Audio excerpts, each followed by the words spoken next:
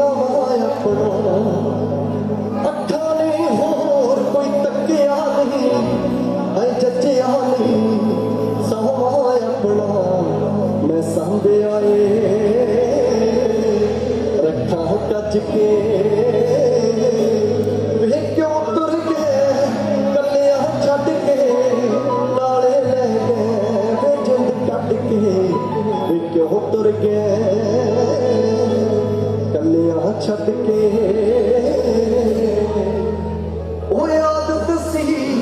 मेरी भुल गया होवेगा तू बातां करियां उदों कट्ठिया ने हथ फड़ के अखां पड़ियां वी क्यों सुट दे